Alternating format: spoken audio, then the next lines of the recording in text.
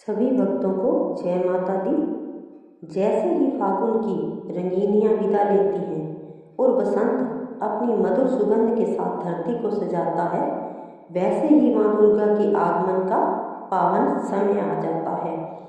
घर घर में घट स्थापना की तैयारी, मंदिरों में घंटियों की ध्वनि और हर भक्त के हृदय में एक ही भावना, माँ आ रही है। आज की इस विशेष वीडियो में हम जानेंगे चैत्र नवरात्रि 2026 कब से शुरू हो रही है, घट स्थापना का शुभ मुहूर्त क्या है, 9 दिनों का महत्व क्या है, किस दिन कौन सी देवी की पूजा होती है और कैसे इन 9 दिनों में सच्चे मन से पूजा करने पर जीवन की बाधाएं दूर होती हैं। वीडियो को अंत तक जरूर सुनिएगा, क्योंकि अंत में मैं आपको एक ऐसा सरल उपाय बताऊंगी जिससे पूरे साल माँ की कृपा आपके घर में बनी रहेगी। सबसे पहले जानते हैं चैत्र नवरात्रि 2026 कब से शुरू है। साल 2026 में चैत्र नवरात्रि 19 मार्च 2026 गुरुवार से शुरू होगी और इसका समापन 27 मार्च 2026 शुक्रवार को होगा। पहले दिन घट स्थापना की जाती है और 9वें दिन रामनवमी के साथ यह पर्व पूर्ण होता है। चैत्र नवरात्रि को वास्तविक नवरात्रि भी कहा जाता है, क्योंकि यह वसंत ऋतु में आता है। चैत्र नवरात्रि क्यों मनाई जाती है जानते हैं। शास्त्रों के अनुसार जब जब पृथ्वी पर अधर्म बढ़ता है तब तब शक्ति का अवतार होता है। माँ दुर्गा ने महिषासुर का वध कर धर्म की स्थापना की थी। यह पर्व केवल पूजा का नहीं बल्कि आत्मशुद्धि, साधना और शक्ति जागरण का समय है। इन 9 दिनों में मन की अशुद्धियां दूर होती है, घर का वातावरण पवित्र होता है, सकारात्मक ऊर्जा का संचार होता है।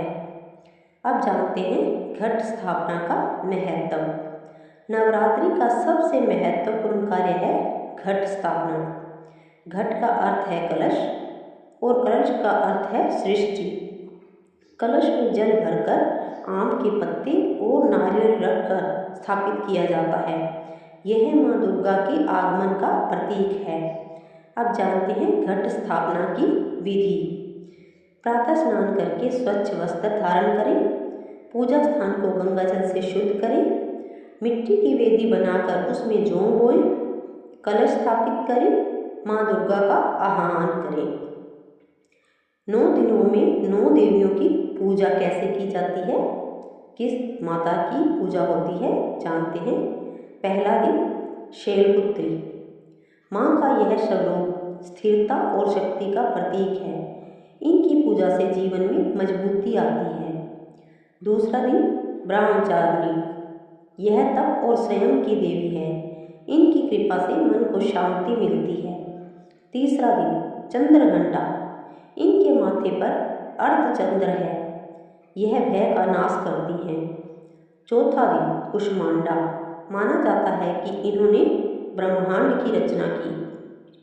पांचवा दिन स्कंद माता, ममता और करुणा का स्वरूप। छठा दिन कात्यायनी, विवाह में आ रही बाधाओं को दूर करती है। सातवां दिन कालरात्रि। यह रूप डरावना जरूर है पर भक्तों के लिए कल्याणकारी है। आठवां दिन महागौरी, शुद्धता और सौंदर्य की प्रतीक। 9वां दिन सिद्धिदात्री, सभी सिद्धियां प्रदान करने वाली। अब जानते हैं उपवास का महत्व। नवरात्रि में व्रत रखने का मतलब केवल भोजन त्याग नहीं है, यह मन, वाणी और विचारों की शुद्धि है। व्रत के दौरान सात्विक भोजन करें, क्रोध न करें, झूठ न बोलें, नकारात्मक सोच से दूर रहें। अब जानते हैं रामनवमी का महत्व। चैत्र नवरात्रि का अंतिम दिन रामनवमी के रूप में मनाया जाता है। इसी दिन भगवान श्री राम का जन्म हुआ था। इस दिन रामचरित्र का पाठ, राम नाम का जप, कन्या पूजन बहुत शुभ माना जाता है। अब जानते हैं नवरात्रि में करने योग्य विशेष उपाय। प्रतिदिन दुर्गा चालीसा का पाठ करें, घर में दीपक जलता रखें, 9 कन्याओं को भोजन कराएं, लाल फूल अर्पित करें। अब जानते हैं विशेष सरल उपाय जो पूरे साल लाभ देगा। नवरात्रि के किसी भी दिन एक लाल कपड़े में थोड़ा सा चावल और एक सिक्का बांधकर मां के चरणों में रखें। नवरात्रि समाप्त होने पर इसे अपनी तिजोरी या पूजा स्थान में रख दें। ऐसा करने से घर में धन और सुख शांति बनी रहती है। नवरात्रि हमें सिखाती है डर पर विजय, नकारात्मकता पर सकारात्मकता, अधर्म पर धर्म। इन 9 दिनों में अगर हम अपने हृदय की बुराइयों को समाप्त कर दें तो यही सच्ची नवरात्रि है।